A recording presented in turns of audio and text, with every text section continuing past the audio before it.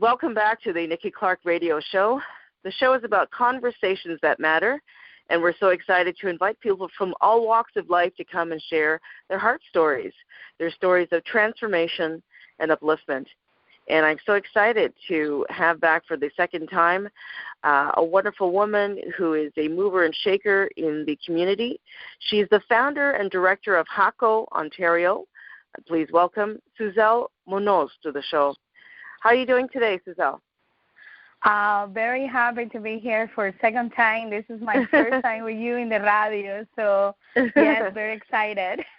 Awesome. Yes, Susel was on our show not too long ago, and she did a TV interview, and she was phenomenal. So I know she's been doing so much to, advocate for the communities, the Latinx community, as well as families who have autistic children. So we'll get right to it. And Susel, tell us a little bit about your background leading up to what you're doing today. So I started at very young age, doing community work. I started volunteering with working women, costing. I always had an interest in human services. I wanted to make a difference, and I wanted to reach out to people and connect and learn more about, social issues that affect different groups. So that was how I started falling in love with social work per se. Then after the years, I became mom of children who are in the autism spectrum. So getting the diagnosis and working myself up to understanding the different resources available for these children was something very hard, because I didn't find anybody or any groups that could actually guide me through this process. So I created HAACO. It was at the beginning was just a Facebook page where I could share my thoughts about what I was going through as a parent and the challenges that I was finding myself in this process. And then 2019, I decided to turn this page into a grassroots organization, Ontario-based. I wanted to target a bigger group. My intention was always to serve racialized minority groups. Obviously, I wanted to focus at the same time in my own community, because I believe there's an incredible need of raising awareness about the topic and the challenges that parents they have to face while raising children in the spectrum. But HAACO has blossom into something incredible and bigger, and we are finding ourselves serving parents from all culture groups and ethnicities, and it's so incredible because we can now learn from all these groups and move forward with advising governments about policies that could potentially benefit these all different parents and children, and also youth, right? So we are in the right path, and I'm just happy that I'm the person who created something like this. Excellent. And Susel, can you tell me what the acronym HAACO, what that stands for? HAACO was like the short form for Hispanic mothers with autistic and ADHD children in Ontario. But because we didn't want to stay within a certain group, and we wanted it, and we were welcoming parents, like I said, from different cultures, different backgrounds, and even religions. So we wanted to be more inclusive.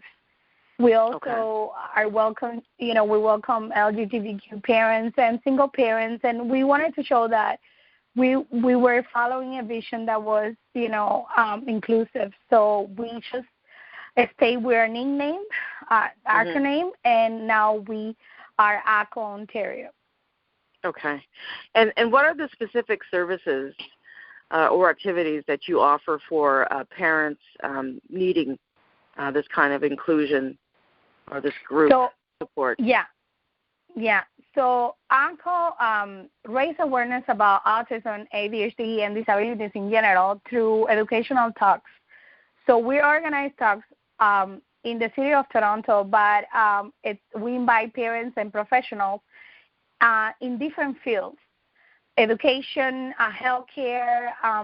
We also invite politicians, government officials of any kind, and we try to sit down with them and talk to them about different topics within the autism and the disability world.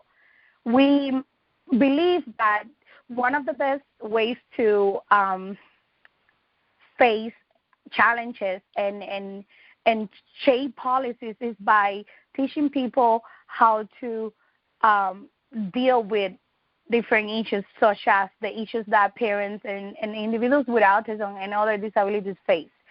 So this is why we believe that education is that important piece that can break that barrier of ignorance sometimes and a stigma that is attached to the disability per se.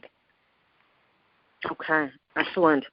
And can you name some people that have been very instrumental in assisting you, whether they are part of the community that you are servicing, or maybe people who have been able to contribute to support your organization? Yes, certainly we have had support from many people. You are one of them, for example. The Nikki Clarke, the person in the show has always been there for us. You gave us our first interview, and you have always been following the work that we do and sharing our organization and events. So that's one thing. We have always had a very good support from our local MPP, from my particular riding, Tom Rakostovic. Wonderful. Yes, and we have received, support from MPP Roman Barber too. He has always been there for us in many different ways, and we had support from a professor from Wilfrid Laurier University, Janek Malachlin. We have there's a vision, a group that is all the way from Hamilton. Is medically necessary. These guys has always been there for us, and the vision is they would like to include autism therapy and different support services in our medical health care. So they have been instrumental, and we also have a very amazing chair of directors, Matthew Dever, and he is one of those individuals that is going up and above to get our vision out there and to help us create the material that that is going to be shared and it's going to make a difference in many areas in education. Excellent. Now, Susel, I know you've your children have they're in various parts of the spectrum of autism. What's it like on a daily basis? Maybe if you can summarize for us, raising. How many children do you have? Is it 4? Yes, I have 4. 4 children. 2 boys and 2 girls. Excellent. And what's it like for you on a daily basis? Do you get support in the home? Like, how is a daily routine for you? It's always challenging, I guess. As the time goes by, you learn how to deal with many of the challenges that are presented to you, but it never gets easy. We have children that are neurodiverse, so they are in different areas of the spectrum. We have from high function to mild to severe. So it is the support that we're getting right now. It's kind of minimum because, as you know, we're going through the pandemic. and there is not much that we can do. So we're trying to do homeschool, which is totally challenging. And we're also trying to manage schedule-wise. So, for example, small things like putting the kids to bed at a certain time is kind of hard, because not only they're facing the fact that they have to be at home every day, but also the anxiety of the things that are taking place. So we try to talk to them about what's happening, and we explain to them that the reasons why things are changing in their schedule is because of the current situation. We do have a personal support worker that is incredible, and she comes to help with the kids. As you know, I had an accident, a couple months ago, and I'm not yet mobile. And so she's a significant helper for my husband and for the kids, but she's mostly for the kids and for Isa, who is severe autistic. So, but we're doing so far so good. It's always sometimes it's a chaos, sometimes it's not, but it's part of our daily life, so we're used to it. Yes, absolutely. And I just wanted to ask you, how has your life been transformed by pursuing this passion project of yours?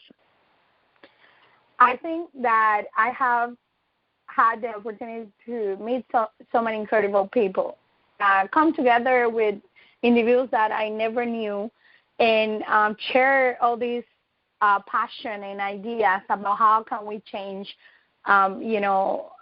policy, and how can we educate, and how can we raise awareness. I feel that I'm doing something that it's really something that I love.